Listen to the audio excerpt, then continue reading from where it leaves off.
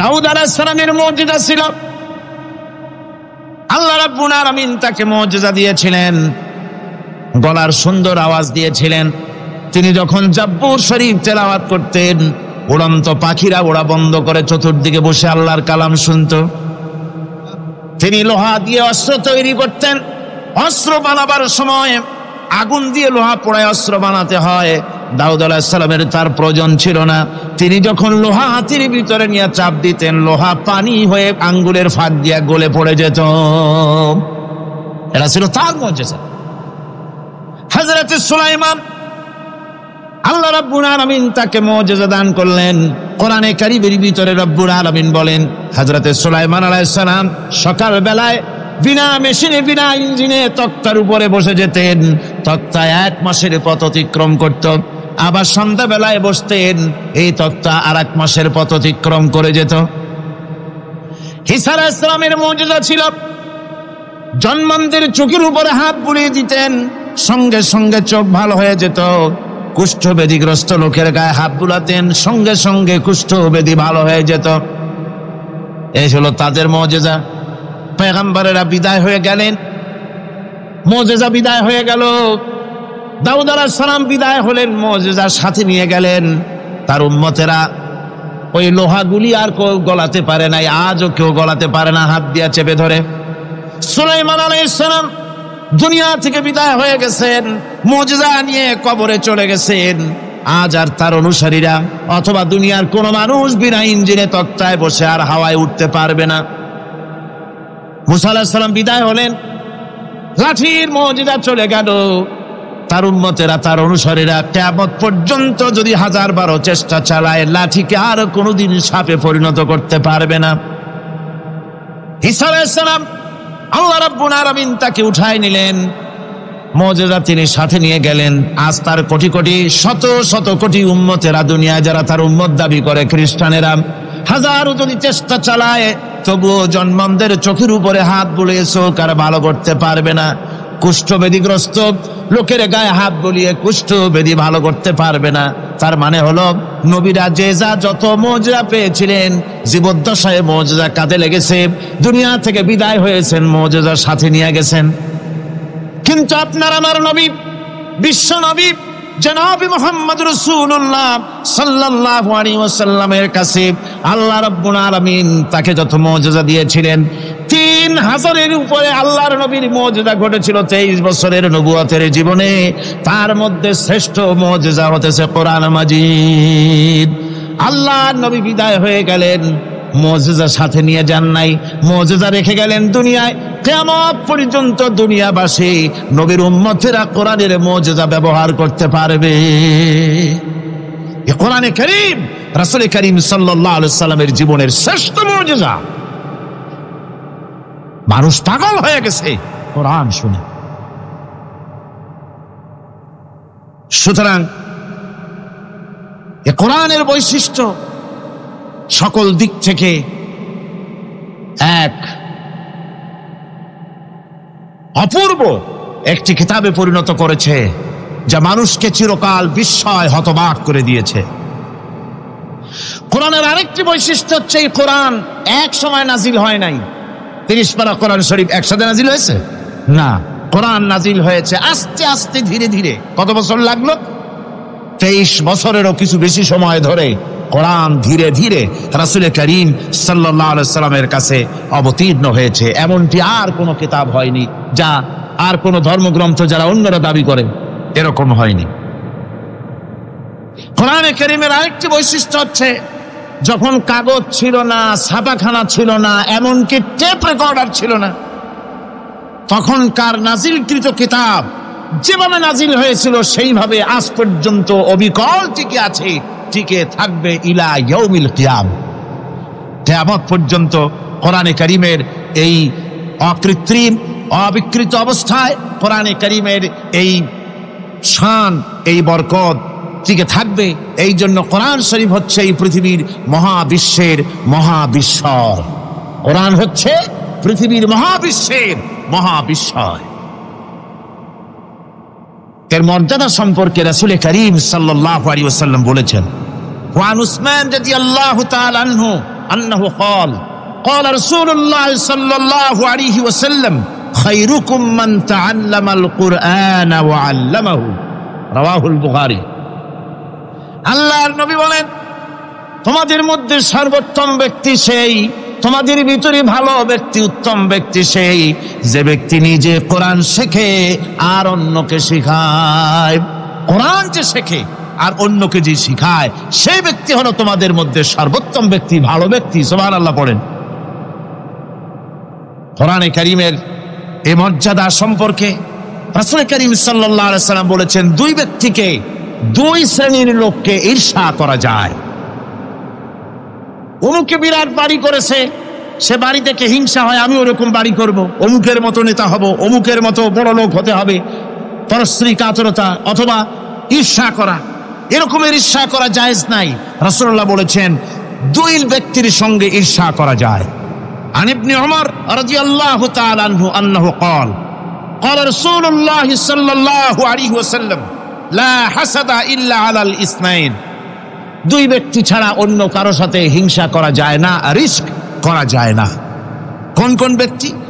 রাজুলুন আতাহুল্লাহুল কুরআন ফাহুয়া ইয়াকুমু বিহি আনা আল-লাইলি ওয়া আনা আন-নাহার। ওই ব্যক্তির সঙ্গে ঈর্ষা করা যায়, হিংসা করা যায় যে ব্যক্তিকে আল্লাহ পাক কোরআনের ইলম দান করেছেন, সে ব্যক্তি দিন রাত কোরআন তেলাওয়াত করে, কোরআনের উপরে আমল করে, কোরআনের উপরে থাকে, মানুষকে কোরআনের দাওয়াত দেয়। ওই লোকের সাথে ঈর্ষা করা দরকার যে তার মতো হতে চায়। ওয়ারাজুলুন আতাহুল্লাহু মালান ফাহুয়া ইউনফিকু মিনহু আনা আল-লাইলি ওয়া আনা আন-নাহার মুত্তাফাকুন আলাইহি। বুখারী মুসলিমের হাদিস। রাসূলুল্লাহ বলছেন অন্য আরেক ব্যক্তি হচ্ছে যে ব্যক্তিকে আল্লাহ পাক মাল দিয়েছেন, সম্পদ দিয়েছেন, ওই ব্যক্তি তার মাল আর সম্পদকে দিন রাত দুহাতে আল্লাহর রাস্তায় খরচ করে। তার মতো হওয়ার জন্য তার সাথে ঈর্ষা করা যেতে পারে। আমার বন্ধুগণ, এ কোরআন হচ্ছে এমন এক কিতাব যে কোরআনকে নিয়ে যারা অগ্রসর হয় আল্লাহ তাদেরকে বাড়ায় দেন, আর কোরআনের সাথে যারা হিংসা করে, বিদ্বেষ করে, আল্লাহ তাদেরকে অধঃপাতিত করে দেন। عن عمر بن الخطاب رضي الله تعالى عنه أنه قال رسول الله صلى الله عليه وسلم إن الله يرفع بهذا الكتاب أقواما ويضع به آخرين رواه مسلم। হযরত ওমর রাদিয়াল্লাহু তাআলা আনহু বলছেন যে আল্লাহ পাক এই কোরআনের সাহায্যে এক শ্রেণীর লোককে প্রতিষ্ঠিত করবেন দুনিয়ার বুকে, এবং আখিরাতেও আরেক শ্রেণীর লোককে করবেন অধঃপাতিত। যারা কোরআনের সাথে বিরোধিতা করবে, তারা যদি হিরো হয় আল্লাহ তাদেরকে জিরো বানাবেন। কি বানাবেন? জোরে গান কি বানাবেন? জিরো বানিয়ে দিবেন। আর কোরআনকে নিয়ে যারা আগ বাড়ে, তারা যদি জিরো হয় আল্লাহ পাক তাদেরকে কি বানায় দেন? কোরআনের সাথে বিরোধিতা আজকের নতুন কিছু নয়, আবহমান কাল থেকে কোরআনের সাথে চলছে বিরোধিতা। বিশ্বকবি, কবি সম্রাট আল্লামা ইকবাল, আল্লাহ তাকে জান্নাতুল ফেরদাউস নসিব করুন, সবাই বলুন আমিন। আল্লামা ইকবাল বলেছেন, সতীজা কর রহা হ্যায় আসল সে টাইম রোজ, সতীজা কর রহা হ্যায় আসল সে টাইম রোজ, চরাগে মুস্তফা বি সে শরারে বুলহবিস। মুহাম্মদ সাল্লাল্লাহু আলাইহি ওয়াসাল্লামের দীপ শিখার সাথে, আল্লাহর দ্বীনের সাথে আবু জাহাল, আবু লাহাবের অগ্নিস্ফুলিঙ্গের সংঘর্ষ আবহমান কাল থেকে লেগে এসেছে। কিন্তু ওদের এই অগ্নিস্ফুলিঙ্গের টক্কর লেগে মুহাম্মদ সাল্লাল্লাহু আলাইহি ওয়াসাল্লামের টিম টিম করে জ্বলে ওঠা এই প্রদীপটি প্রচন্ড ঝড়ো হাওয়ার মুখে, টর্নেডো আর গর্কির মুখে নিভে যায়নি, জ্বলছে, জ্বলবে কিয়ামত পর্যন্ত। এটাকে নিভাবার ক্ষমতা বিশ্বের কোনো মানুষের নাই। ফু দিয়ে কেউ যদি নিভাতে চায়, চেহারা শুদ্ধ, মাথা শুদ্ধ, পুড়ে ছাই হয়ে যাবে, কোরআনের আলোকে নির্বাপিত করতে পারবে না।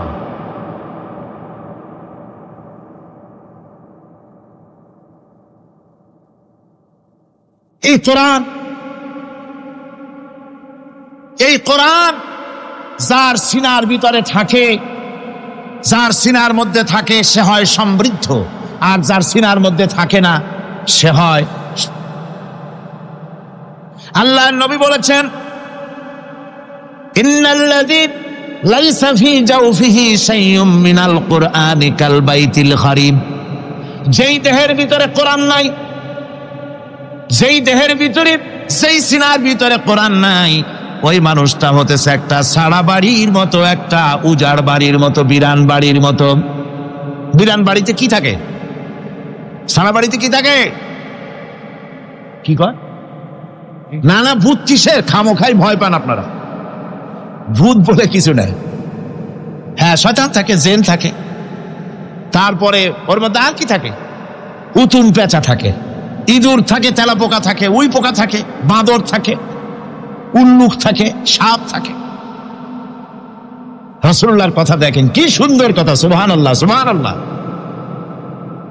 যে দেহের ভিতরে কোরআন নাই, সারা বাড়িতে যা থাকে, পুরো বাড়িতে যা থাকে, বিরান বাড়িতে যা থাকে, যে দেহে কোরআন নাই সেই দেহের মধ্যে তাই থাকে। আজ দেখুন বাংলাদেশের শিক্ষাঙ্গনে, কলেজ ইউনিভার্সিটিগুলিতে কোরআন পড়ানো হয় না, বলেন ঠিক কিনা? আমাদের বিশ্ববিদ্যালয়গুলিতে কোরআন পড়ানো হয়, তাফসীর পড়ানো হয়, হাদিস পড়ানো হয়, হয় না। হাদিস কোরআন আল্লাহর কালাম পড়ানো হয় না বলে অবস্থা কি হয়েছে? হাদিস থেকে মিলায় নেন, ইন্নাল্লাযী লাইসা ফি জাওফিহি শাইয়্যুম মিনাল কুরআনি কাল বাইতিল খারিব। কোরআন নাই তো সারা বাড়ি, কোরআন নাই তো কি আছে? যে ঘরের মধ্যে মানুষ নাই, উল্লুক থাকে, ভাল্লুক থাকে, শয়তান থাকে, তেলাপোকা থাকে, সারপোকা থাকে, হিংস্র প্রাণী ভরপুর থাকে। যে শিক্ষা প্রতিষ্ঠানে কোরআন পড়ানো হয় না, সেখানেও সন্ত্রাসীরা বাস করতে পারে, ভালো মানুষ টিকতে পারে না।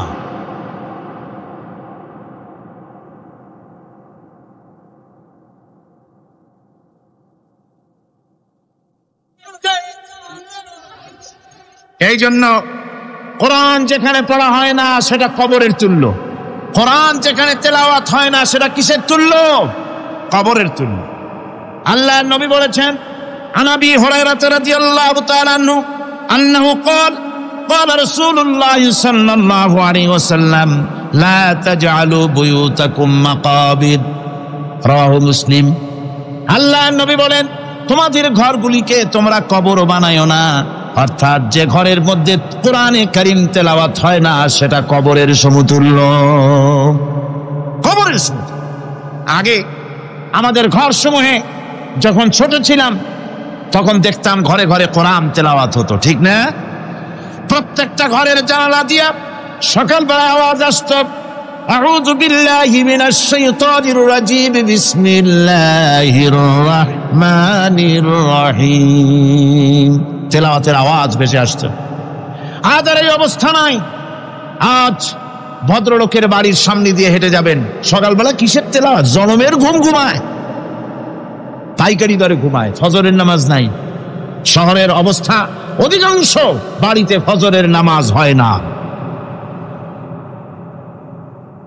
ডিসেন্টিনার মাধ্যমে, আগে তো শুধু বাংলাদেশের ছবি, ডিসেন্টিনার মাধ্যমে সারা পৃথিবীর শয়তানি আর বদমাশি ঘরে বসে গেলা যায়। উপকারিতা এবং অপকারিতা দুটোই আছে। নিউজ দেখা যায় সাথে সাথে, আবার নিউজের সাথে আরো বাজে কিছু দেখা যায়। এগুলো দেখতে দেখতে রাত শেষ হয়ে আসে, ঘুমায় জনমের মতো, এক ঘুমে বেলা 9টা আর 10টা। কিসের ফজরের নামাজ আর কি এর কোরআন শরীফ তেলাওয়াত কর? এরপরে উঠলো 9টা 10টার সময়, উঠে তারপরে গানের মাস্টার এসে গেছে। তখন ইতিমধ্যেই গানের মাস্টার এসে গেছেন। কি দুর্ভাগ্যজনক সত্য কথা। ইংরেজি যে টিচার পড়ান, অঙ্ক যে টিচার করান, সপ্তাহে 3 ঘন্টা পড়াবেন, বেতন 2500 টাকা। আর প্রতিদিন সকালবেলা এসে যদি কোনো মুসলমান, কোনো একজন মৌলভী সাহেব, হাফেজ সাহেবকে রাখেন কোরআন তেলাওয়াত করাবার জন্য, কোরআন পড়াবার জন্য সন্তানকে, প্রতিদিন আসতে হবে, প্রতিদিন 2 ঘন্টা পড়াতে হবে, আর মাসের শেষে বেতন 500 টাকা। কোরআনে কারীমের সাথে এই আচরণ বেশি হয়েছে। আমি বেশি বলে ফেলেছি। যাদের অভিজ্ঞতা আছে তারা বলছেন 200 টাকা। এরপরে অঙ্ক ইংরেজি তো কাজে লাগে, ভালো কথা। তারপরে গানের মাস্টার আসছেন, তিনি শেখাবেন কি? রবীন্দ্রসঙ্গীতের প্যানপ্যানানি, যা শুনলে পরে কানে ময়লা জমে যেতে পারে, যে গান শুনলে জীবিত মানুষ মৃত্যু হয়ে যায়। নজরুলের কথা শেখানো হবে না, তাহলে সেটা হবে সাম্প্রদায়িকতা। গানের মাস্টারকে, নাচের মাস্টারকে 10,000 টাকা, 10,000 টাকা পর্যন্ত বেতন দেওয়া হয়। এ জাতির জন্য আল্লাহর রহমত কেমনে আসবে? কি কারণে আসবে? কোরআনের সাথে এই বেয়াদবি আমরা করেছি। ঘরগুলিকে, আজকে আমাদের ঘরগুলিকে আমরা কবরস্থানে পরিণত করে দিয়েছি। কোরআন তেলাওয়াত হচ্ছে না। আমার বন্ধুগণ, কোরআন তেলাওয়াত করুন, বেশি বেশি তেলাওয়াত করুন, ঘরকে জীবিত করুন, সন্তানকে তেলাওয়াত করান, আপনি নিজেও তেলাওয়াত করেন। কোরআনে কারীম যারা তেলাওয়াত করবেন তাদের সম্পর্কে আল্লাহর নবী বলেন, মান ক্বারাআল কুরআনা ফাস্তাযহারাহু ফাহাল্লা হালালাহু ওয়া হাররামা হারামাহু আদখালাহুল্লাহুল জান্নাহ। আল্লাহর নবী বলেন, যে ব্যক্তি কোরআন শরীফ তেলাওয়াত করবে এবং কোরআনের হালাল অনুযায়ী হালালকে মেনে চলবে, হারাম অনুযায়ী হারাম থেকে ফিরে থাকবে, এরকম কোরআনের উপরে যে তেলাওয়াত করবে আর আমল করবে, আল্লাহ রাব্বুল আলামিন কিয়ামতের দিন তাকে জান্নাতের ভিতরে প্রবেশ করাবেন। শুধু বেহেশতে যাবে না, ওয়াসাফাহু ফি আশরাতিন মিন আহলি বাইতিহি কুল্লুহুম কাদ ওয়াজাবাত লাহুন নার। নবীজি বলেন, এই কোরআনে কারীমের বরকতে কিয়ামতের দিন ওই ব্যক্তি তার রক্ত সম্পর্কিত 10 জন আত্মীয়র ব্যাপারে সুপারিশ করার জন্য তৌফিক পাবে আল্লাহর দরবারে। এমন 10 ব্যক্তি, যেই 10 ব্যক্তির জন্য হিসাবের পরে জাহান্নাম ওয়াজিব হয়ে গিয়েছিল, এমন 10 ব্যক্তি সম্পর্কে কোরআনের তেলাওয়াতকারী আর আমলকারী আল্লাহর দরবারে সুপারিশ করার জন্য পারমিশন পাবেন। এমন নিয়ামত, সেই নিয়ামত থেকে আমরা বঞ্চিত হয়ে যাচ্ছি। আমি বলি না যে আপনারা কলেজ ইউনিভার্সিটিতে ছেলেদের পড়তে দিবেন না, আমি তা বলি না। তারা কলেজ ইউনিভার্সিটিতে বিলক্ষণ পড়াশোনা করুক, কিন্তু তাদেরকে কোরআন শরীফ শিখান। লক্ষ লক্ষ টাকা খরচ করলেন ছেলের পেছনে, কিন্তু কোরআন শিখালেন না। আপনি মরে গেলে আপনার জানাজাটা পড়বে, এ তৌফিকও সে পেল না। জানাজার ইমামতি তো দূরের কথা, জানাজার নিয়ত জানে না, পাক পবিত্রতা জানে না। বাপ মরে গেছে, সে তখন ছিল মার্কেটে, শুনলো বাপ মরছে, তাড়াতাড়ি জানাজায় শরীক হতে হবে। প্যান্টও পাক নাই, যেহেতু পেশাবের যখন বেগ এসেছিল দেওয়ালের পাশে দাঁড়াইয়া কাম সারছে, ধোয়া মোছার কাম নাই, মাথায় টুপি নাই, নাক মোছা রুমাল ছিল পকেটে, রুমালটা মাথায় দিয়ে দাঁড়ায় গেল। আল্লাহু আকবার। বাপের কপালে যা আছে তাই হোক। তারপরে বাপ মরে গেছে, কান্না শুরু করেছে। যেদিন মরছে সেদিন কানতেছে, পরের দিনও একটু মুখ মলিন কান্দে। নাম বল্টু মিয়া। তার আবার এক বন্ধু আছে, তার নাম শান্টু মিয়া। শান্টু মিয়া বলছে, মিয়া বল্টু কান্দো কেন? কয় বাপ মরে গেছে। কয় এগুলো বাঁচে নাকি? এগুলো মরিয়ে যায়, আমার একটা ছিল ওটাও মরছে। চিরকাল কারো বাপ থাকে না, সুতরাং এত মন খারাপ কেন? আসো, ইন্ডিয়া থেকে ভালো একটা বই আসছে, সেইটা দেখে এত আনন্দ পাবে। বাপ তো বাপ, 14 গোষ্ঠী মরলেও মনের দুঃখ মুছে যাবে। এরপরে বাড়ি এনে তাকে সিনেমার ছবি দেখানো হলো। ছবি সে দেখলো, ফেরার সময় বাপের কবরের কাছ থেকে যাওয়ার সময় দাঁড়িয়ে গেল ক্ষণিকের জন্য। আহারে বাপ, বিদায় হয়ে গেলা, কি দেব তোমারে? কিছু তো নাই আমার কাছে, তাই সারা রাত ধরে যা কিছু দেখলাম এগুলি তোমার আমলনামায় দিয়ে গেলাম। জোরে কর নাউজুবিল্লাহ। আমি সমস্ত পিতাদেরকে বলতে চাই, সন্তানদেরকে কোরআন শিখান, কাজে লাগবে। কোরআন শিখালে কাজে লাগবে। কোরআন শরীফ মুখস্থ করে, বেশি করে মুখস্থ করেন কোরআনে কারীম, আপনার ফায়দা হবে। হযরত ওমর রাদিয়াল্লাহু তাআলা আনহু বর্ণনা করছেন যে রাসূল কারীম সাল্লাল্লাহু আলাইহি ওয়াসাল্লাম বলেছেন, ইউকালু লিসাহিবিল কুরআনি ইকরা ওয়ারাত্তিল কামা কুনতা তুরাত্তিলু ফিদ দুনিয়া। কিয়ামতের দিন জান্নাতীদেরকে, বেহেশতীদেরকে আল্লাহ রাব্বুল আলামিন বলবেন, কোরআন শরীফ তেলাওয়াত করো আর উপরের দিকে উঠতে থাকো। কোরআনে যেভাবে দুনিয়ার বুকে কোরআনে কারীম তুমি মুখস্থ করেছিলে, ধীরে ধীরে তেলাওয়াত করতে, ওইভাবে ধীরে ধীরে কোরআন তেলাওয়াত করো আর উপরের দিকে উঠতে থাকো। আল্লাহ পাক বলতে থাকবেন, উপরের দিকে ওঠো, তেলাওয়াত করো আর ওঠো। উঠতে উঠতে যেই জায়গা গিয়ে তোমার তেলাওয়াত শেষ হয়ে যাবে, জান্নাতের ওই জায়গাটা তোমার জন্য বরাদ্দ হবে। আবু দাউদ শরীফের হাদিস। জান্নাতের ওই জায়গাটা তোমার জন্য বরাদ্দ হবে। এখন যাদের শুধু সূরা ইখলাস আর সূরা কাউসার মুখস্থ, তারা তো 2 পা আগাই বসে যাবে, উঠতে পারবেন না। বেশি বেশি মুখস্থ করেন, হাফেজ কোরআন হন অথবা হাফেজের মতো হন।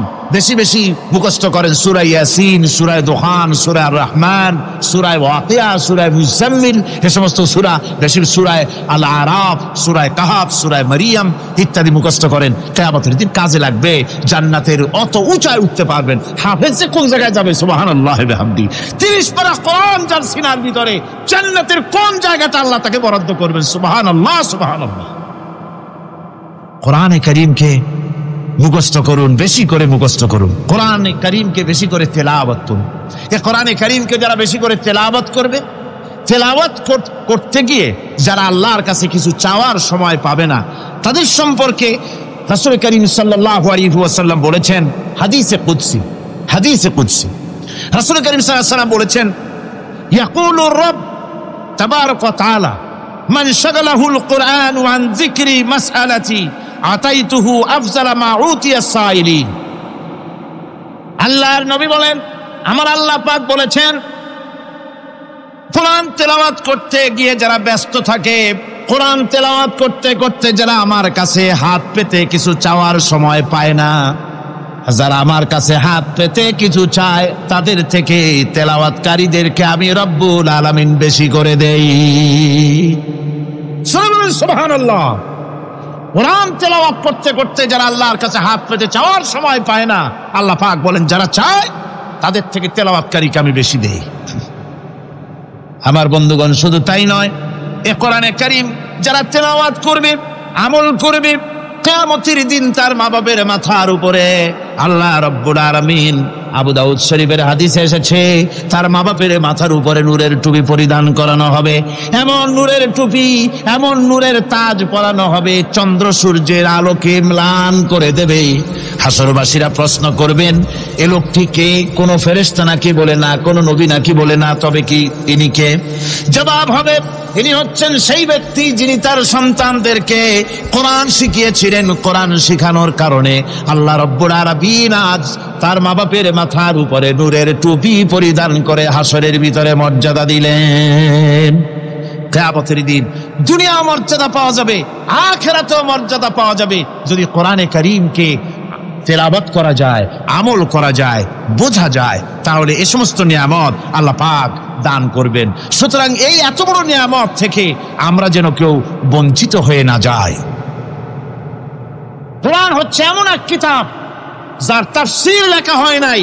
পৃথিবীতে এমন কোনো ভাষা নাই, পৃথিবীর উল্লেখযোগ্য সবগুলি ভাষায় কোরআনে কারীমের তাফসীর লেখা হয়েছে, কিন্তু কোন মুফাসসির আজ পর্যন্ত কথা বলেন নাই যে আমি যে তাফসীর লিখছি এর চাইতে ভালো তাফসীর আর কেউ লিখতে পারেও না, আর পারবেও না। এটা শেষ, আর তাফসীর লেখা লাগবে না। এ কথা কেউ বলতে পেরেছে? জোরে বলেন, পেরেছে? পারে নাই। তার কারণ কি? আল্লাহ রাব্বুল আলামিন বলেন, قُلْ لَوْ كَانَ الْبَحْرُ مِدَادًا لِكَلِمَاتِ رَبِّي لَنَفِدَ الْبَحْرُ قَبْلَ أَن تَنفَدَ كَلِمَاتُ رَبِّي وَلَوْ جِئْنَا بِمِثْلِهِ مَدَدًا। আল্লাহ পাক বলেন, নবী আপনি বলুন, আমার রবের কথাগুলি লেখার জন্য যদি সমুদ্রের পানিগুলি, সমুদ্রের সমস্ত পানিগুলি যদি কালিতে পরিণত হয়ে যায়, আর আমার রবের কথাগুলি যদি লেখা শুরু হয়ে যায়, আমার রবের কথাগুলি লেখার পূর্বে সমস্ত সমুদ্রের পানিগুলি শেষ হয়ে যাবে। তারপরে যদি আবার সমুদ্র ভরে দেওয়া হয়, আরো যদি লেখা হয়, তবুও আমার রবের কথা লেখা শেষ হবে না। আল্লাহ রাব্বুল আলামিন বলেন, وَلَوْ أَنَّ مَا فِي الْأَرْضِ مِنْ شَجَرَةٍ أَقْلَامٌ وَالْبَحْرُ يَمُدُّهُ مِنْ بَعْدِهِ سَبْعَةُ أَبْحُرٍ مَا نَفِدَتْ كَلِمَةُ اللَّهِ। আল্লাহ রাব্বুল আলামিন বলেন, মা নাফিদাত কালিমাতুল্লাহ। আল্লাহ পাক বলেন, 7টা সমুদ্রের পানি যদি একত্রিত করা হয়, 7টা সমুদ্রের পানি যদি এক জায়গায় করা হয়, এই পানিগুলি যদি কালিতে পরিণত হয়ে যায়, আর পৃথিবীর সমস্ত গাছগুলি যদি কলমে পরিণত হয়ে যায়, ওই গাছগুলি দিয়ে যদি ওই পানির রূপ কালি দিয়ে আমার প্রভুর কথা, আল্লাহ রাব্বুল আলামিনের কোরআনের কথা যদি লেখা শুরু হয়ে যায়, লিখতে লিখতে সমস্ত পানিগুলি গাছগুলি শেষ হয়ে যাবে, আল্লাহ পাকের কালামের ব্যাখ্যা লেখা শেষ হবে না। মা নাফিদাত কালিমাতুল্লাহ, আল্লাহর কথা লেখা শেষ হবে না। এত বড় বিরাট আজিম কিতাব আল্লাহ পাক আমাদেরকে দান করেছেন, সুবহানাল্লাহ পড়েন। এই কিতাবের এত বড় গুরুভার আল্লাহ রাব্বুল আলামিন বলেছেন, লাউ আনজালনা হাযাল কুরআন আলা জাবালিন লারাআইতাহু খাশিআম মুতাসাদ্দিআম মিন খাশিয়াতিল্লাহ। আমি যদি এই কোরআনকে পর্বতের উপরে নাজিল করতাম, তাহলে তুমি দেখতে পেতে আমার ভয় ভীত সন্ত্রস্ত হয়ে পাহাড়গুলো চূর্ণ বিচূর্ণ হয়ে যেত।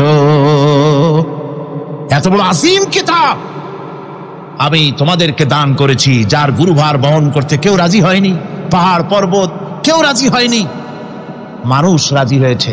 এই মানুষের উপরে আমি এটা অবতীর্ণ করেছি, গোটা বিশ্ববাসীর সামনে এই কিতাব আমি দিয়েছি তোমাদেরকে, এর দ্বারা হেদায়েত তোমরা গ্রহণ করবে। কিয়ামতের দিন আল্লাহর এই বিরাট নিয়ামত আমাদেরকে দান করলেন, আমরা এই নিয়ামতের নাশকর করেছি, অর্থাৎ এই কোরআনকে আমরা ব্যবহার করেছি সঠিকভাবে করি নাই, বেঠিকভাবে করেছি। প্রথম দিন দ্বিতীয় দিন আমি বলেছি কোরআন শরীফকে শুধু তাবিজ তুমারের জন্য, শুধু সওয়াবের জন্য তেলাওয়াত করেছি। আসলে শুধু সওয়াবের জন্য তো আসেনি কোরআন।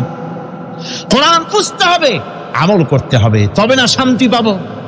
আপনি যদি কোরআন হচ্ছে মানুষের জীবন সমস্যার সমাধানের গ্রন্থ, ওষুধ খেলে রোগ ভালো হয়। ওষুধ খেলে কি হয়? কেউ যদি সকাল বেলায় তসবিহ হাতে নিয়ে 500 বার পরে ওষুধ ওষুধ ওষুধ 500 বার পড়লো, রোগ কি ভালো হবে?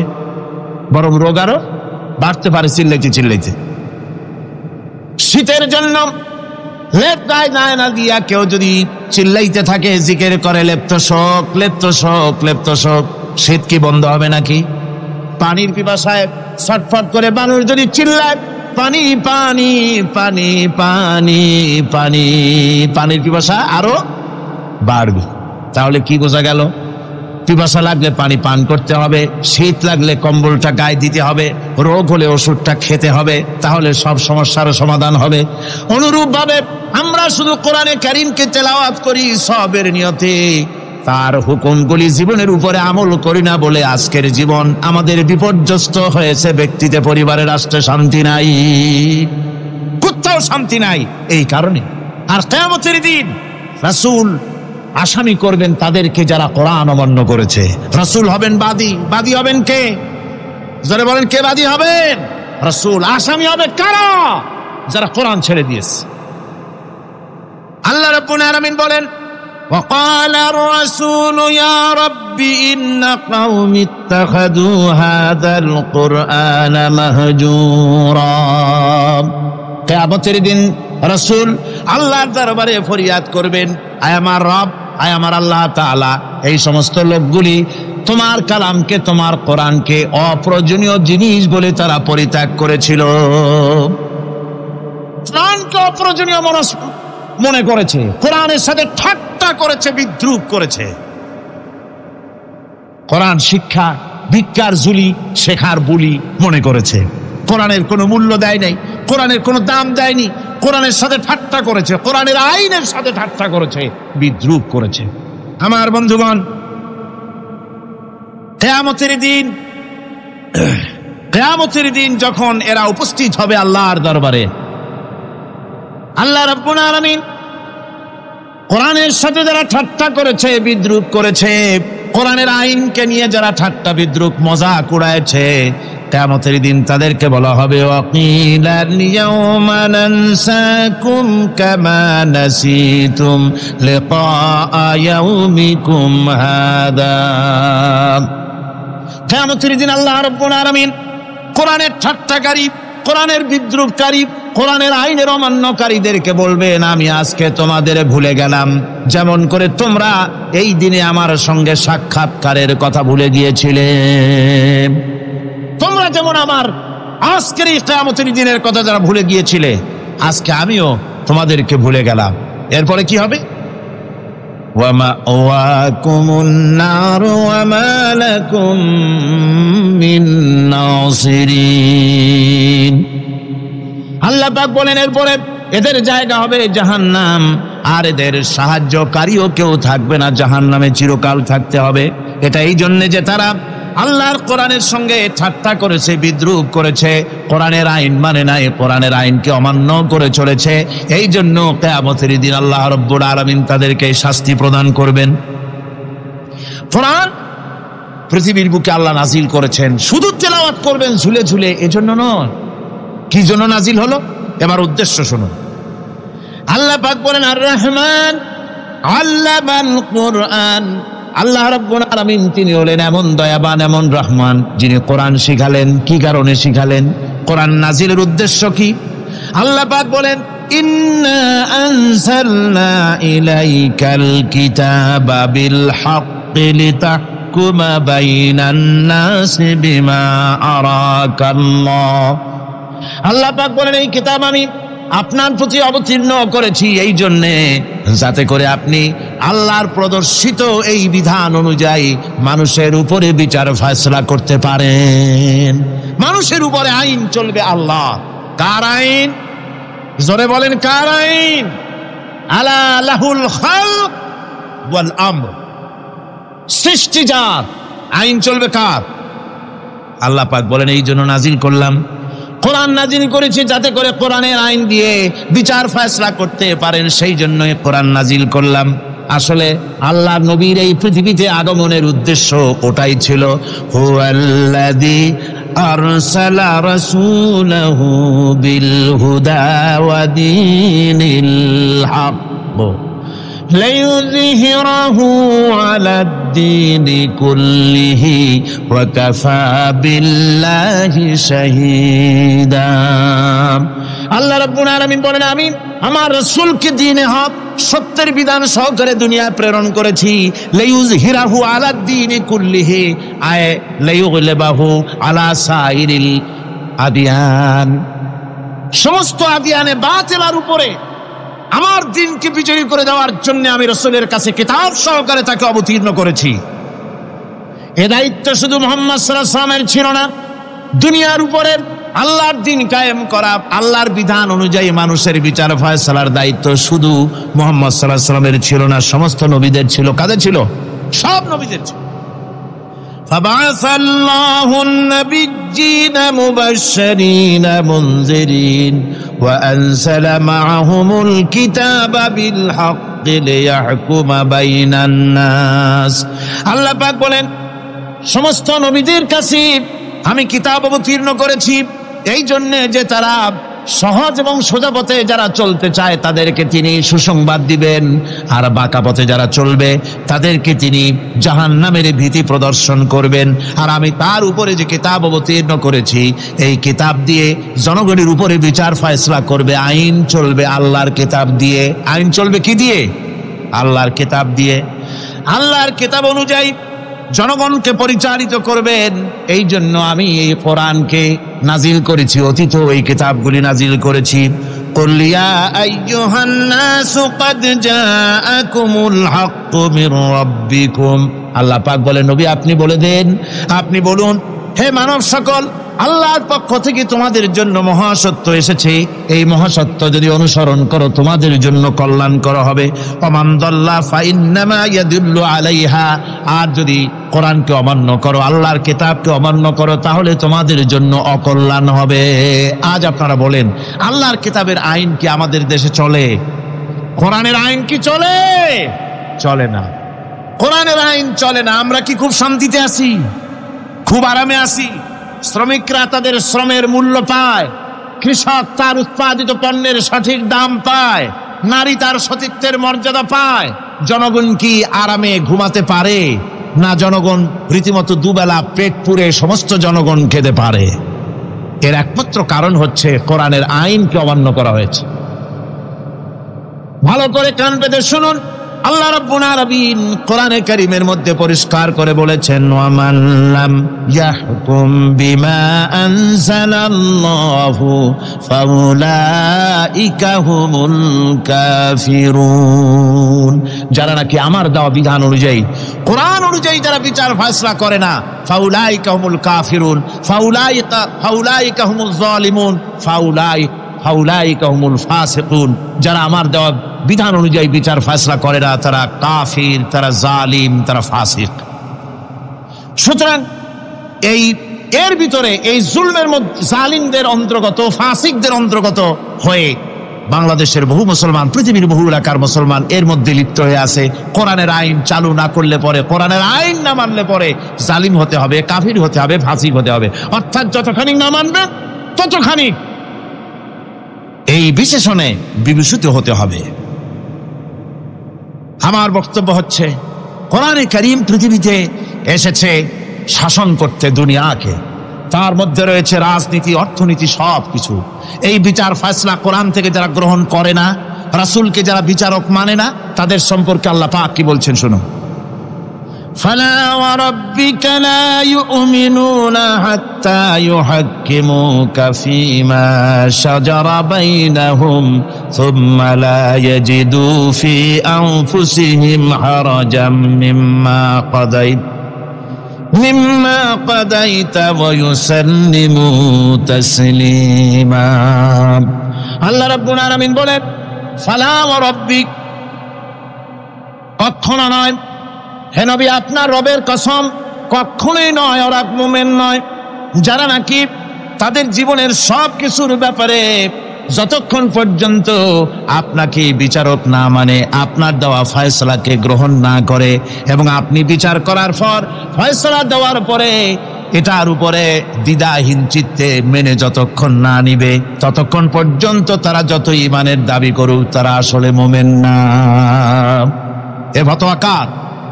এ ফতোয়া কার? আল্লাহ রাব্বুল আলামিনের ফতোয়া। কখনো মুমিন হতে পারবে না যারা রাসূলুল্লাহকে ফয়সালাকারী হিসেবে গ্রহণ না করবে, কোরআনকে সংবিধানের উৎস হিসেবে গ্রহণ না করবে। কোরআন এসেছে আইনের কিতাব হিসেবে পৃথিবীর মানুষকে পরিচালিত করার জন্য। আজ এই কোরআনের আইন যারা মানে সেখানে শান্তি পায়, কোরআন যেখানে মানে না সেখানে শান্তি হয় না।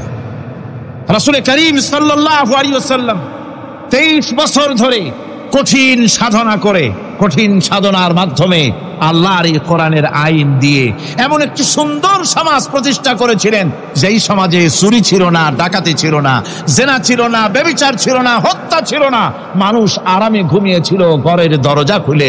সুবহানাল্লাহি ওয়া বিহামদিহি। আপনারা কি চান মদিনার সেই শাসনের মতো, মদিনার সেই সুন্দর নিরাপত্তাপূর্ণ ভীতিহীন সেই সমাজের মতো সুন্দর একটি সমাজ বাংলাদেশেও চালু হোক? তা কি আপনারা চান? কারা কারা চান দেখি তো, কারা কারা চান? জেনেরা যখন আমার কাছ থেকে তেলাওয়াত শুনল, ইসসামিআতু হাত্তা ক্বালু ইন্না সামি'না কুরআনান আজাবা। আমার মুখ থেকে যারা যখন তেলাওয়াত শুনল, জেনারা তখন এ কথা না বলে পারে নাই, আমরা এক আশ্চর্য ধরনের কিতাব শুনেছি। জোরে বলেন সুবহানাল্লাহ। ইন্না সামি'না কুরআনান আজাবা, এক আশ্চর্য ধরনের কোরআন শুনেছি। বলতেছে সেই সব জেনেরা যাদের বয়স 1000 বছর, 1500, 2000 বছর, 500 বছর, যারা জাব্বুর শুনেছে, ইনজিল শুনেছে, তাওরীত শুনেছে, সেসব জেনেরা বলছে ইন্না সামি'না কুরআনান আজাবা, আশ্চর্য কিতাব শুনছে। এমন এক কিতাব ইয়াহদি ইলার রুশদ, যে কিতাব শুনলে পরে শ্রোতাকে হেদায়েতের রাস্তা দেখায় দেয়, এমন এক কিতাব শুনলাম। আর এই কিতাব শোনা মাত্র ফামান্না বিহি, কোরআন শুনলাম আর ঈমান আনলাম। নবীজি বলেন, জেনেরা আমার মুখে তেলাওয়াত শুনে পড়ে নিল লা ইলাহা ইল্লাল্লাহু মুহাম্মাদুর রাসূলুল্লাহ। এই কোরআন এমন এক কোরআন, মান ক্বালা বিহি সাদাকা, যে কোরআন শরীফ থেকে যে কথা বলে সেই সত্য কথা বলে। কোরআন থেকে যে কথা বলে সে কি বলে? তার কারণ কোরআন এসেছে কার কাছ থেকে? ওয়ামান আসদাকু মিনাল্লাহি কিলা, আমি আল্লাহর চাইতে সত্যবাদী আর কে হতে পারে? আল্লাহর নবী বলেন কোরআন থেকে যে কথা বলে সেই সত্য কথা বলে। আর ওয়ামান আমিলা বিহি উজরা, এই কোরআন যে আমল করবে তাকে পুরস্কার দেওয়া হবে, সে পুরস্কৃত হবে, দুনিয়ায় পুরস্কার পাবে, আখিরাতেও পুরস্কার পাবে। সুবহানাল্লাহ। ওয়ামান হাকামা বিহি আদালা, আর কোরআন থেকে যে বিচার ফয়সালা করবে সেই কেবলমাত্র সঠিক সুষ্ঠু বিচার কায়েম করবে, সোশ্যাল জাস্টিস সেই করতে পারবে, সুবিচার জাস্টিস কায়েম সেই করতে পারবে। ওয়ামান দাআ ইলাইহি হুদিয়া ইলা সিরাতিম মুস্তাকিম, আর কোরআন থেকে যে দাওয়াত দেয়, কোরআনের দিকে যে দাওয়াত দেয় সেই কেবলমাত্র সঠিক সহজ সরল রাস্তার দিকে দাওয়াত দেয়, যেই দাওয়াত শুরু হয় পৃথিবীর মাটি থেকে আর শেষ হয় গিয়া জান্নাতুল ফেরদাউসে। আমার ভাইয়েরা, কোরআন এর পরিচয়ের কথা বলতেছিলাম। আল্লাহ পাক কি কোরআন আমাদের শিখালেন, কোন কোরআন আমাদের শিখিয়েছেন, সেই কোরআনের পরিচিতি আপনাদের সামনে আমি তুলে ধরতেছি। আমি নিজে না, এবার কোরআন তার পরিচয় নিজেই দেবে। কেউ যদি কোরআনের কাছে জিজ্ঞাসা করে, কোরআন তুমি কোথা থেকে নাজিল হয়েছ, কে তোমাকে নাজিল করেছে, এই প্রশ্ন যদি কেউ কোরআনের কাছে করে, কোরআন নিজেই তার জবাব দিতে পারে কিনা? কোরআন নিজেই বলে তানজিলাম মিম্মান খালাকাল আরদা ওয়াস সামাওয়াতিল উলা, এই কোরআন নাজিল করেছেন তিনি, যিনি ওই সুউচ্চ আকাশ আর জমিনকে যিনি সৃষ্টি করেছেন সেই আল্লাহ আমারে নাজিল করেছেন। কোরআনের কাছে কেউ যদি প্রশ্ন করে, ও কোরআন, এই পৃথিবীতে নাজিল হওয়ার আগে তুমি কোথায় ছিলে, কেউ যদি প্রশ্ন করে, কোরআনে কারীম নিজে নিজের পরিচয় শোনায়, আমি কোথায় ছিলাম শোনো।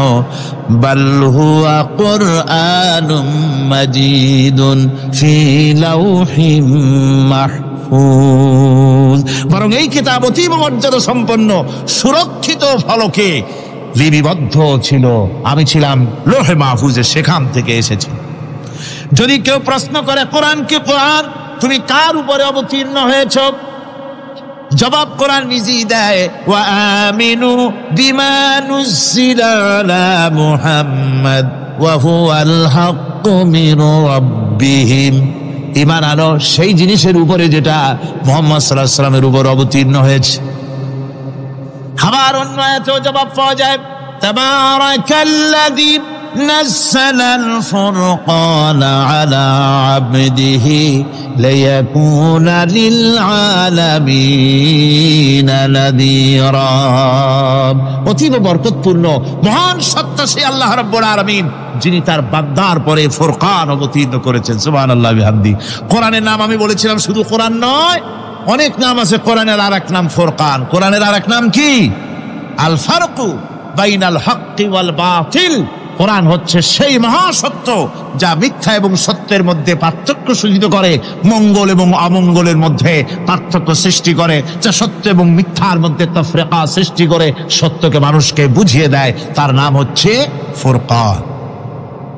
এবার যদি প্রশ্ন করা হয়, ও কোরআন, বুঝলাম তুমি লৌহে মাহফুজে ছিলে, বুঝলাম তুমি নবীজির উপরে নাজিল হয়েছ, এবার বলো তুমি কোন মাসে নাজিল হয়েছ, তুমি তো আসছিলা প্রথম কোন মাসে নাজিল হয়েছ, এ প্রশ্ন যদি কেউ করে, কোরআন তার জবাবে বলবে, শাহরু রমাদানাল্লাযী উনজিলা ফীহিল কুরআন, রমজানের পবিত্র মাসে আমি অবতীর্ণ হয়েছি। সুবহানাল্লাহ। যদি প্রশ্ন করা হয়, রমজানে তো আসছো, কিন্তু প্রথম নাজিল হয়েছিল কোন সময়, ওটা কি দিন ছিল না রাত ছিল? কোরআন তার জবাবে বলে, ইন্না আনজালনাহু ফি লাইলাতিল কদর, কদরের পবিত্র রাতে আমি এই পৃথিবীতে আমার আগমন ঘটেছিল।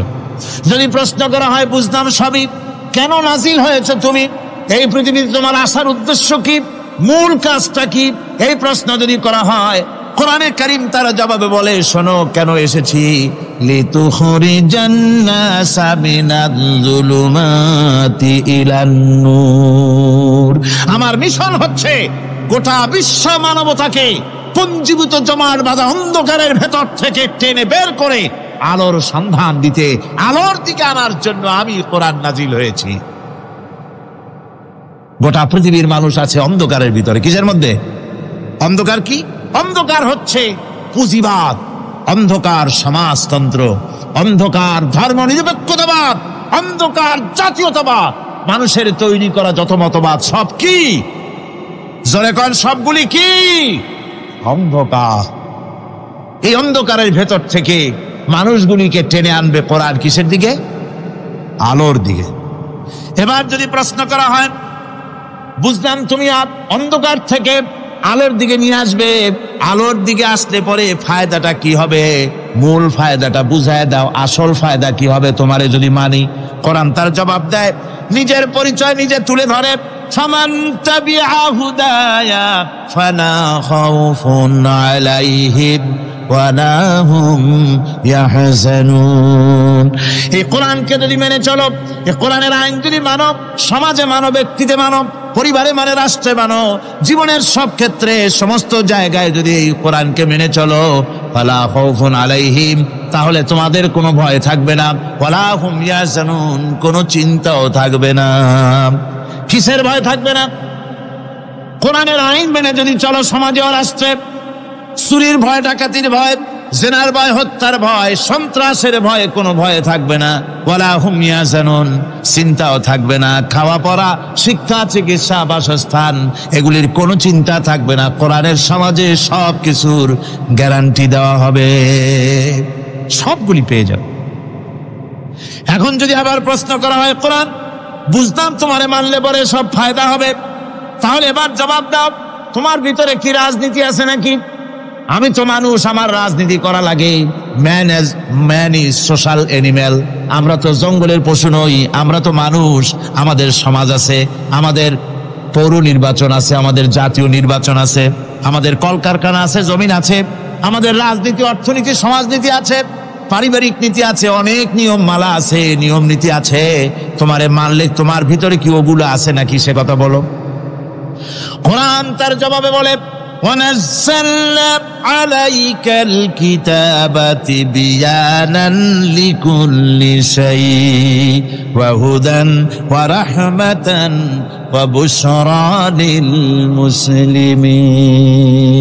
কোরআন জবাবে বলে, শুনে রাখো, শুধু অর্থনীতি সমাজনীতি নয়, শুধু রাজনীতি আর শিক্ষানীতি, যুদ্ধনীতি নয়, তোমার জীবনে যা কিছু দরকার, ইহকালে যা কিছু দরকার, পরকালে, সব কথাগুলি আল্লাহ রব্বুল আলামিন আমি কোরআনের সিনার ভিতরে খুলে খুলে বর্ণনা করে দিয়েছেন। সব কথা এ কোরআনে কারীমের ভিতরে রয়েছে। তোমার এমন কোনো জিনিস নাই যা তুমি কোরআনে কারীমের মধ্যে পাবে না। তোমার সমস্ত প্রয়োজন আমার বুকের মধ্যে আল্লাহ দিয়ে দিয়েছেন। বিজ্ঞান আছে, দর্শন আছে, ইতিহাস আছে, সব আছে এর মধ্যে। তবে কোরআনের মধ্যে বিজ্ঞান আছে বলে আমি এটাকে বিজ্ঞানের কিতাব বলবো না, দর্শন আছে বলে দর্শনের কিতাব আমি বলবো না, রাজনীতি আছে বলে কোরআনকে আমি রাজনীতির কোনো কিতাব বলবো না। কোরআন তাহলে কি? কোরআন হচ্ছে অর্থনীতি, সমাজনীতি, রাজনীতি, পারিবারিক নীতি, মানুষের জীবনের যা কিছু প্রয়োজন, সমস্ত নীতিমালার নীতি গ্রন্থের নাম হতেছে কোরআনে কারীম। সমস্ত নীতিমালার নীতি গ্রন্থ কোরআন। এখানে রয়েছে সব কিছুর উৎস, যেটা গ্রহণ করলে পরে মানুষ আরামে থাকতে পারবে। অমুসলিম নাগরিক বৃন্দ তাদের নাগরিক মর্যাদা পাবে। মুসলমান, কৃষক, নারী, চিকিৎসা, কৃষিবিদ, সাধারণ মানুষ, রং, বর্ণ, ভাষা নির্বিশেষে গোটা মানব সভ্যতা আরামে বাস করতে পারবে। পশু পাখিও আরামে থাকবে, গাছপালাও আরামে থাকবে, যেহেতু নির্দেশ হয়েছে বিনা প্রয়োজনে গাছের পাতাটিও ছিল না। ইসলামের সমাজ যদি চালু হয়, গাছেরাও আরাম পাবে, পাহাড়ও আরাম পাবে। চট্টগ্রামের লোকেরা যেভাবে পাহাড় কাটা আরম্ভ করেছে, এটা বড় দুঃখজনক। জুমলায় মোতারেজা একটা বলে দিলাম, অপ্রাসঙ্গিক হলেও জরুরি কথা। আপনারা পাহাড় কাটতেছেন না, আপনাদের নিজেদের পায়ে নিজেরা কুড়াল মারতেছেন। খবরদার, পাহাড় কাটবেন না। আল্লাহর প্রকৃতির ভারসাম্য আপনারা নষ্ট করছেন বলে ওজোন স্তরে ফাটল ধরেছে, তা রিপেয়ার করার জন্য আজকে বিশ্বের সব বিজ্ঞানীরা হতাশ হয়ে গিয়েছে, পাগল হয়ে গেছে। কেমনে এই ওজোন স্তরের ফাটলকে রিপেয়ার করব? ওজোন স্তরটা কি?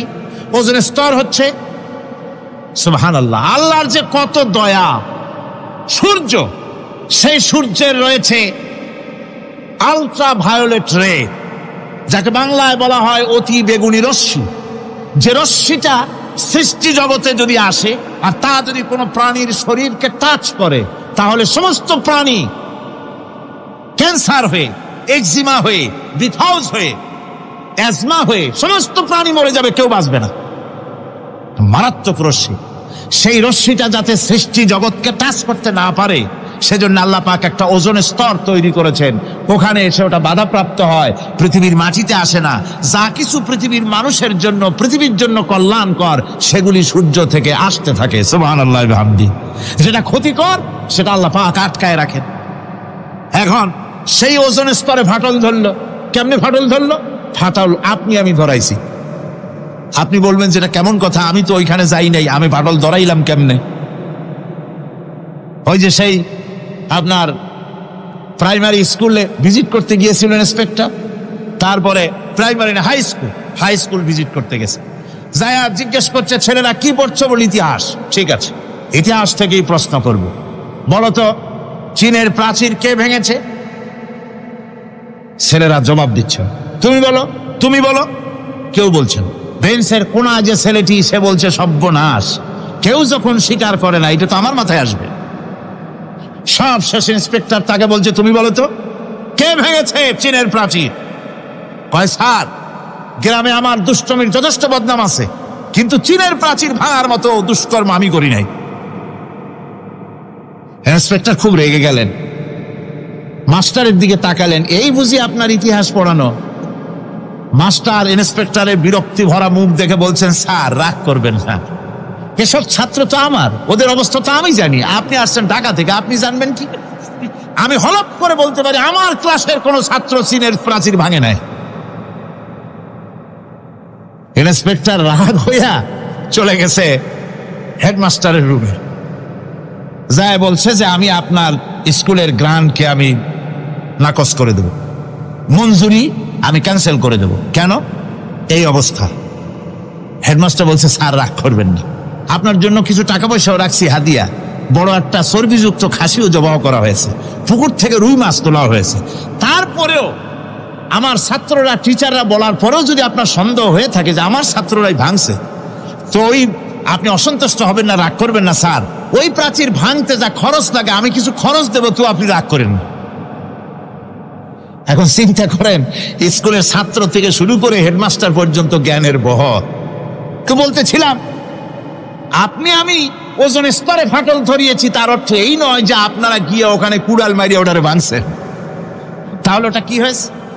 কোরআনে কারিমে রব্বুল আলামিন বলেন, ওয়ামা সাবাকুম মিন মুসিবাতিন ফাবিমা কাসাবাত আইদিকুম ওয়া ইয়াফু আন কাসীর। যত বিপদ তোমাদের উপর আরোপিত হয়, সমস্ত বিপদ তোমাদের দুই হাতের কামাই করা। কে বলছেন? আল্লাহ পাক। ওজোন স্তরে ফাটল ধরেছে, এটা বিপদ, বিশ্বের সমস্ত মানব সভ্যতা সৃষ্টি জগতের জন্য বিপদ। এই বিপদের জন্য দায়ী পৃথিবীর মানুষ। কিরকম? সেটা হচ্ছে গাড়ির পেছন থেকে যে কালো ধোঁয়া বের হয়, কল কারখানার চিমনি থেকে যে কালো ধোঁয়া বের হয়, এই কালো ধোঁয়াগুলি, তারপরে সমস্ত কেমিক্যাল উইপেন সেগুলি যে টেস্ট করা হয়, তার রিয়াকশন ইত্যাদি, এই কালো ধোঁয়া এবং সমস্ত মারণাস্ত্রগুলি এক্সপেরিমেন্ট করার সমস্ত এই রিয়াকশনগুলি সবগুলি গিয়ে ওই ওজোন স্তরে ফাটল ধরিয়ে দিয়েছে। আস্তে করে পাতলা হয়ে এটা ফেটে গিয়েছে, অতি বেগুনি রশ্মি আসা শুরু করেছে। এটাকে বন্ধ করার জন্য বিজ্ঞানীরা আজ মরিয়া হয়ে গিয়েছে। ইনশাআল্লাহ আল্লাহ পাক তার বিজ্ঞানীদের মানুষের মাথায় বুদ্ধি এনে দিবেন, রিপেয়ারও হয়ে যাবে ইনশাআল্লাহ। সবাই বলেন ইনশাআল্লাহ। তাহলে বললাম কেন এ কথাটা? এই জন্য বললাম যে কোরআনে কারীমের মধ্যে আল্লাহ রাব্বুল আলামিন সব কথা বলে দিয়েছেন, কোনো কথা বাদ রাখেন নাই। পাহাড়গুলি ভেঙে আমরা ক্ষতি করতেছি, গাছগুলি কেটে আমরা ক্ষতি করতেছি, প্রকৃতির ভারসাম্য নষ্ট করে দিচ্ছি, ফলে সমুদ্রের পানি স্ফীত হচ্ছে, ভূমিকম্প বাড়তেছে, ঘূর্ণিঝড় হচ্ছে, টর্নেডো হচ্ছে, পৃথিবী বিধ্বস্ত হয়ে যাচ্ছে, ক্লাইমেটের পরিবর্তন আসছে। আজকে পৌষ মাস, এটা কি মাস, কত তারিখ? দেখেন বাংলা ভাষাকে কত মহব্বত করি। যদি বলি আজকে ডিসেম্বরের কত তারিখ, গড় গড় করে মুখস্থ হয়ে যাবে। বাংলারে খুব ভালোবাসি, মাস্টার তারিখ বলতে পারলাম না, দুঃখিত। এই হলো আমাদের ভালোবাসা। আজকে পৌষ মাসের অর্ধেকও শেষ হয়ে যাচ্ছে, অথচ মনে হচ্ছে শীত যেন তার শ্বশুর বাড়ি বেড়াতে গেছে। এই যে অবস্থা, এই অবস্থা শুধু বাংলাদেশে নয়, গোটা পৃথিবীতে ক্লাইমেটের একটা বিরাট পরিবর্তন আসতেছে, একটা বড় রকমের পরিবর্তন আসতেছে। এর কারণ হচ্ছে এই পৃথিবীর মানুষেরা নিজেরাই প্রকৃতির ভারসাম্যকে নষ্ট করে দিয়েছে।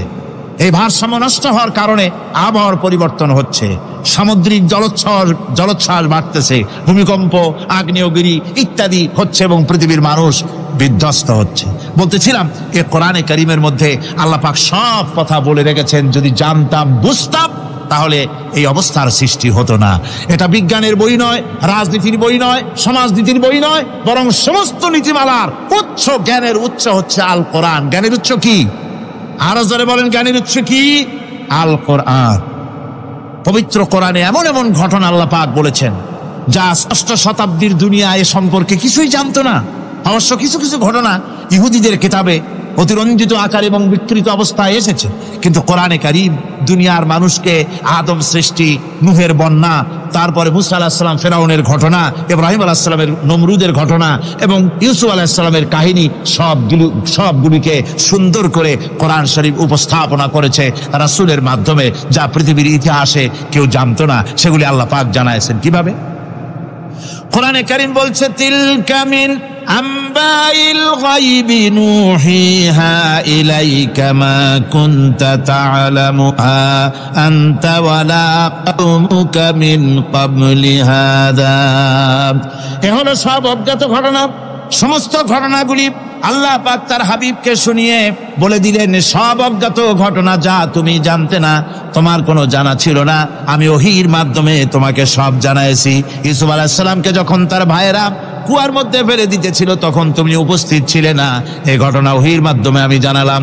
মুসা আলাইহিস সালামকে যখন ফেরাউন দরিয়ার ভিতরে ফেলে দিল, সেই সময় তুমি সিনাই পর্বতের পাশে দাঁড়িয়ে সব দৃশ্য লক্ষ্য করনি, অথচ আমি ওহীর মাধ্যমে সব তোমাকে খুলে খুলে বলে দিয়েছি। আল্লাহ পাক সমস্ত ঘটনাগুলিকে বলে বলে কোরআন শরীফের মধ্যে সব সাজিয়ে দিলেন, বলে দিলেন। তিনি বললেন, ওয়ামা কুনতা বিজানিবিল গারবি ইয কাদাইনা ইলা মুসাল আমরা ওয়ামা কুনতা মিনাশ শাহিদিন। ফিরআউন যে মুসার সঙ্গে যে ব্যবহারটা করলো, এ সময় সেখানে তুমি উপস্থিত ছিলে না, আমি ওহীর মাধ্যমে তোমাকে তা জানিয়েছি। কাযালিকা নাকুসসু আলাইকা মিন আনবাই মা ক্বাদ সাবাকা ওয়া ক্বাদ আতাইনাকা মিন লাদুন্না যিকরা। আল্লাহ পাক বলেন, এভাবে আমি আপনার কাছে অতীত ঘটনাবলী ওহীর মাধ্যমে নিখুঁতভাবে আপনার সামনে সব বলে দিয়েছি। আমার ভাইয়েরা, এই বিশ্বলোকে ঊর্ধ্ব লোক সম্পর্কে নিয়ে ভুল তথ্য বর্ণনা আল্লাহ পাক করে দিয়েছেন কোরআনের মাধ্যমে। 1665 খ্রিস্টাব্দে স্যার আইজাক নিউটন তিনি আবিষ্কার করলেন মাধ্যাকর্ষণ শক্তিকে। এই মাধ্যাকর্ষণ শক্তি, ল অফ গ্র্যাভিটেশন, এ সম্পর্কে মানুষের এর থেকে কিছু জানলো, কিন্তু আজ থেকে 1400 বছর আগে আল্লাহ রাব্বুল আলামিন তার উম্মি নবী, যিনি কোনো বিজ্ঞানাগারে লেখাপড়া করেন নাই, কোনো সায়েন্স রিসার্চ করেননি, যিনি কোনো কলেজ ইউনিভার্সিটিতে পড়াশোনা করেননি, তার মাধ্যমে জানিয়েছেন মাধ্যাকর্ষণ শক্তির কথা। কোরআন বলছে, ইন্নাল্লাহা ইউমসিকুস সামাওয়াতি ওয়াল আরদা আন তাজুলা। এই পৃথিবী এবং সমস্ত গ্রহ উপগ্রহকে আল্লাহ পাক বলছেন, আমি এমন এক শক্তি দিয়েছি যে শক্তির মাধ্যমে একটা আরেকটাকে আকর্ষণ করে রাখছে।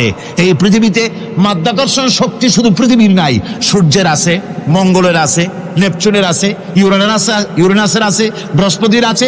প্রত্যেকটি গ্রহের আলাদা আলাদা মাধ্যাকর্ষণ শক্তি আছে, আর এই শক্তির বলে একটা আর একটাকে টেনে ধরছে যাতে করে বিচ্ছিন্ন হয়ে না যায়, যাতে করে ধ্বংসপ্রাপ্ত না হয়। এগুলি আল্লাহ পাক এই তথ্যগুলি কোরআনে কারীমের মধ্যে বলেছেন। ফলে মরিস বুকাইলির মতো লোক, যিনি ফরাসি দার্শনিক, তিনি বলেছেন দুনিয়ার সমস্ত বিজ্ঞানীদের থিওরি হচ্ছে এই যে বিজ্ঞানের কোনো থিওরি ফাইনাল নয়। আজ একটা হচ্ছে, কাল সেটাকে পরিবর্তন করে নতুন আর এক থিওরি আসতেছে। কিন্তু কোরআনে কারীমের মধ্যে আমি, কে বলতেছেন এ কথা? না না না, মরিস বুকাইলি বলছেন কোরআন শরীফের ভিতরে আমি যে বিজ্ঞানের তথ্য পেয়েছি, থিওরি পেয়েছি, তার কোনো পরিবর্তন আজও হয় নাই, ভবিষ্যতেও হওয়ার কোনো সম্ভাবনা নাই। মরিস বুকাইলি মনে করেছিলেন বেদ আর বাইবেলে যেমন ভুল আছে, কোরআন শরীফে ওই রকম ভুল আছে, নাউজুবিল্লাহ। সেই জন্য তিনি আরবি শিখলেন কোরআন বোঝার জন্য, ভুল ধরার জন্য। কোরআন শিখলেন কি জন্যে? ভুল ধরার জন্য।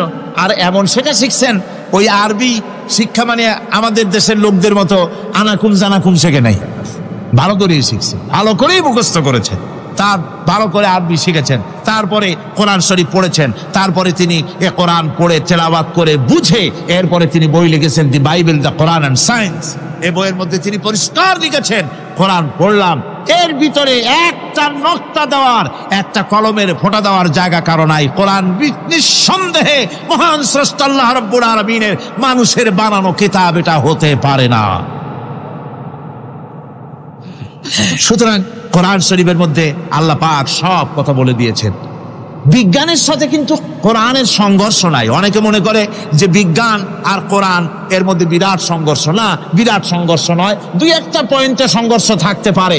অধিকাংশ ব্যাপারই বিজ্ঞান, আমি মনে করি বিজ্ঞানের আবিষ্কার যত বাড়বে, কোরআন বোঝা মানুষের জন্য তত সহজ হবে। এটা আমার ধারণা, এটা আমার ধারণা।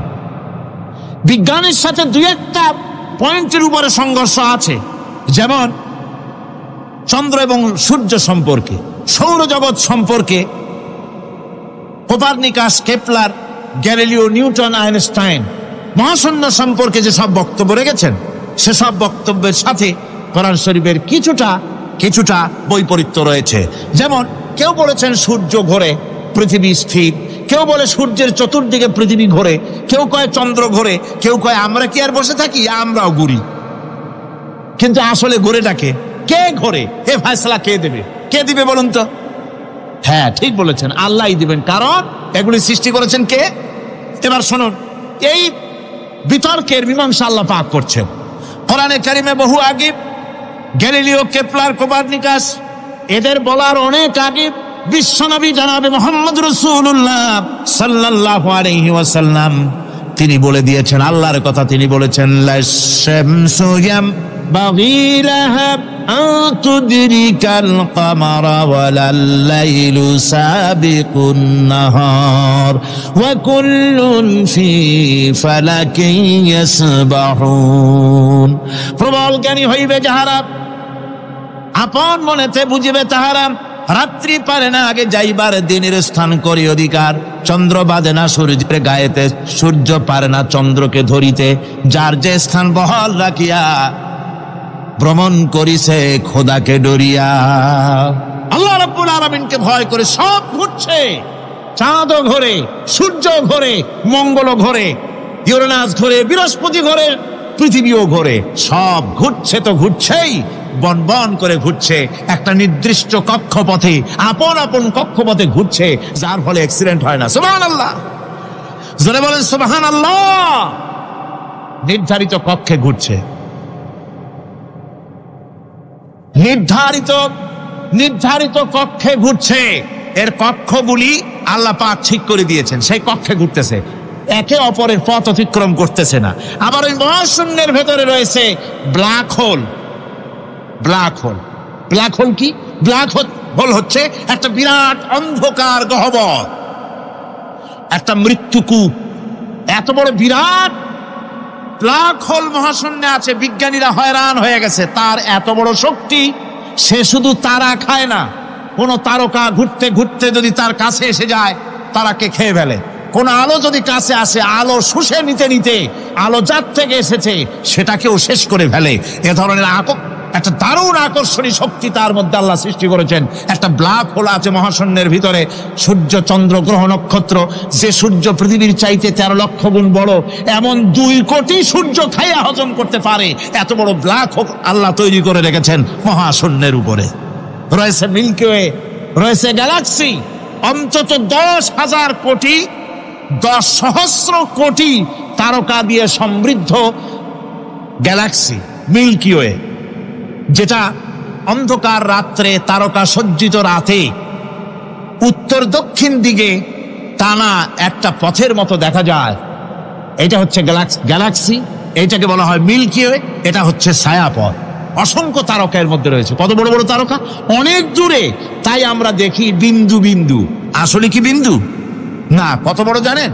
বিজ্ঞানীরা বলেছেন দৈত্যের মতো বিরাট বিরাট তারকা আছে, যে সূর্য পৃথিবীর চাইতে 13 লক্ষ গুণ বড়। এরকমের সূর্য অন্তত 3 কোটি সূর্য খাইয়া হজম করতে পারে, এরকম অসংখ্য তারকা মিল্কি ওয়ের ভিতরে আল্লাহ সৃষ্টি করেছেন। সুবহানাল্লাহ বিহামদিহি, সুবহান। আর মানুষ লাফায়, 4 আঙ্গুল মানুষ খালি লাভ দেয়, মোষ কতগুলো রাখিয়া আনন্দে লাফা। কি শক্তি তোমার!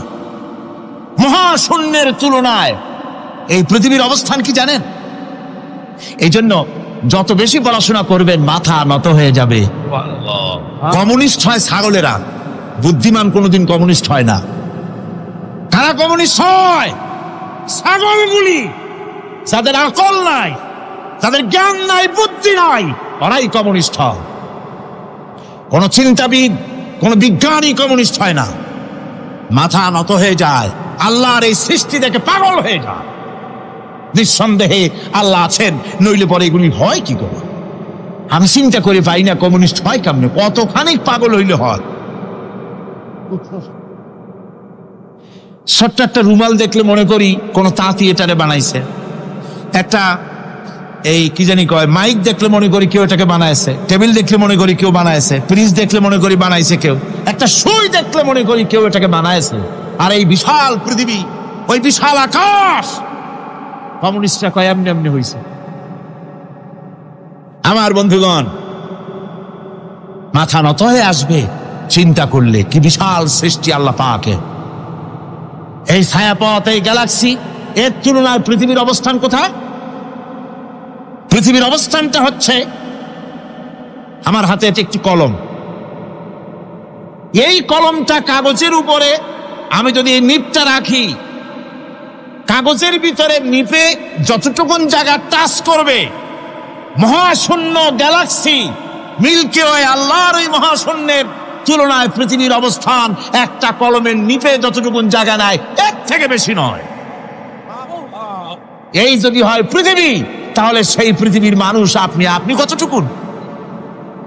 সলিমুদ্দিন বসিরুদ্দি খালি লাফা। আমার বন্ধুগণ, লাভ কি? লাভের চোটে বলে হ্যান করেঙ্গে ত্যান করেঙ্গে, লাঠি কে আন্দার মুগুর ভরেঙ্গে।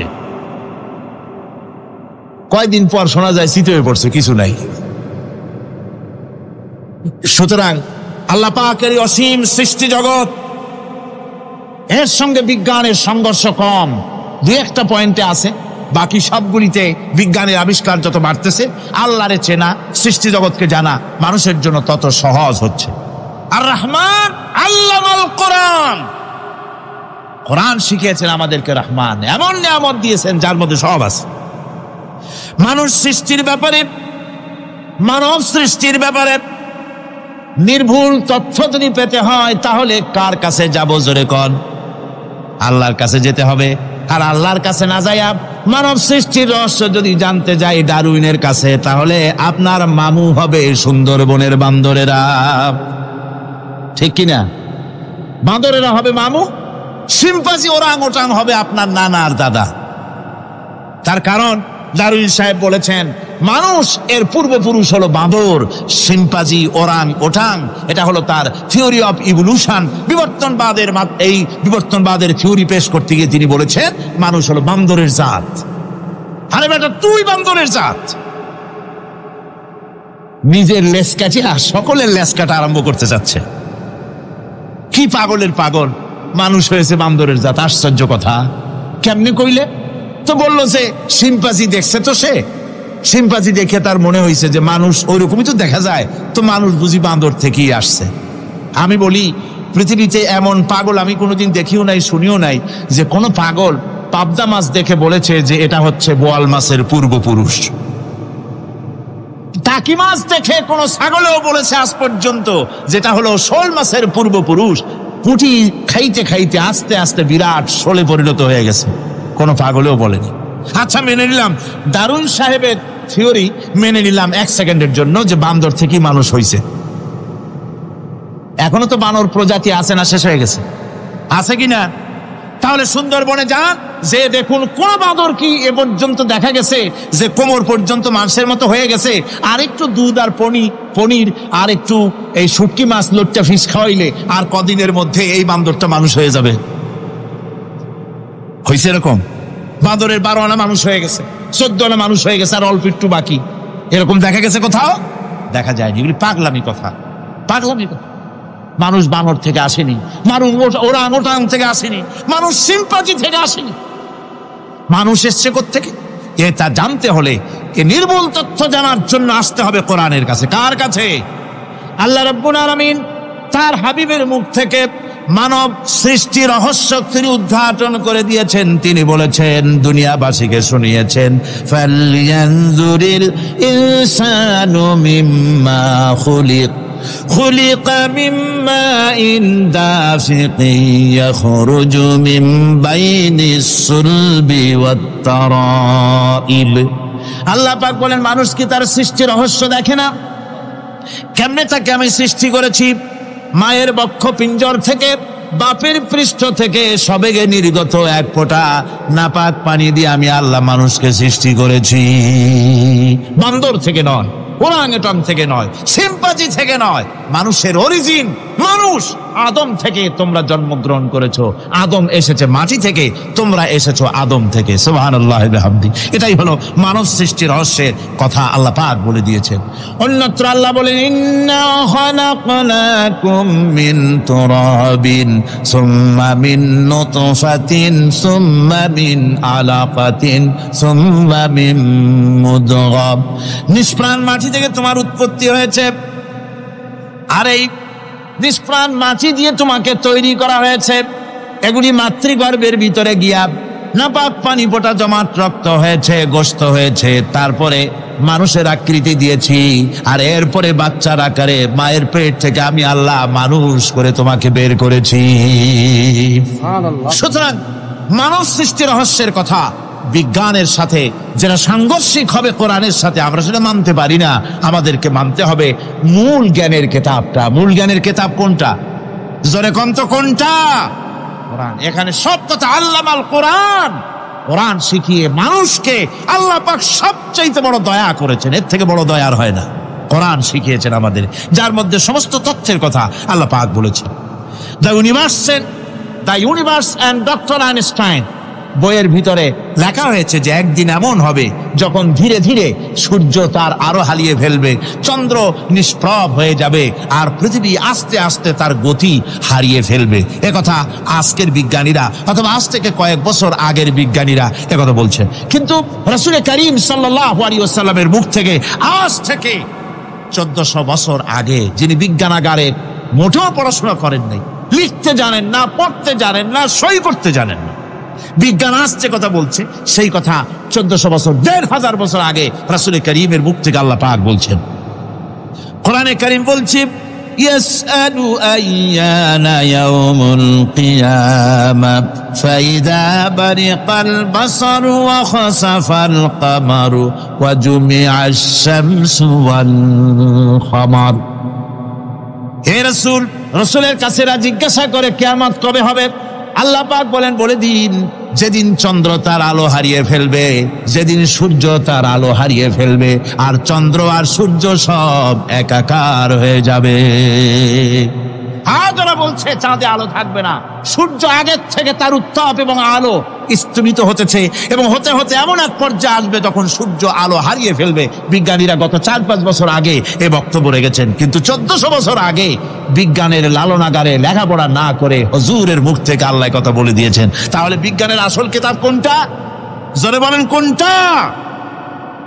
আল্লাহ পাক আরো বলেন, ইযাশ শামসু কুবিরাত ওয়া ইযান নুজুমু কাদারাত ওয়া ইযাল জিবালু সুজ্জিরাত। তারকাগুলি, সূর্যের আলো থাকবে না, নক্ষত্রগুলো স্থানচ্যুত হয়ে যাবে, কক্ষচ্যুত হয়ে যাবে, পাহাড়গুলিকে পরিচালিত করে দেওয়া হবে, কিছুই থাকবে না, সব শেষ হয়ে যাবে। বিজ্ঞানীরা আজ বলতেছে যে সব শেষ হয়ে যাবে, কিছুই থাকবে না, সব শেষ হবে। বিজ্ঞানীরা বলতেছেন, কোরআন অনেক আগে বলেছে, কুল্লু মান আলাইহা ফান ওয়া ইয়াবকা ওয়াজহু রাব্বিকা যুল জালালি ওয়াল ইকরাম। সব শেষ হয়ে যাবে, বিশ্বে যা কিছু আছে সব লয় হবে, ক্ষয় হবে, ধ্বংস হবে, কিচ্ছু থাকবে না, থাকবেন শুধু আল্লাহ সুবহানাহু ওয়া তাআলা। সুবহানাল্লাহি ওয়া বিহামদিহি। কোরআনে কারীম একথা বহু আগে আমাদেরকে জানিয়ে দিয়েছে। সুতরাং আসল জ্ঞানের কিতাবটাই হচ্ছে কোরআনে কারীম। এই কোরআনের কাছে আমরা যত যেতে পারবো, যত কোরআন বুঝতে পারবো, ততই আমাদের জন্য আমরা সমৃদ্ধ হতে পারবো। আমাদের উপর আল্লাহর রহমত আসবে, আমরা সমাজ চালাতে পারবো, আমরা দেশ চালাতে পারবো, আমরা দুনিয়ায় শান্তি পাবো, আমরা আখিরাতেও মুক্তি লাভ করতে পারবো। কোরআনে কারীম সমস্ত বিজ্ঞানের উৎস, দর্শনের উৎস।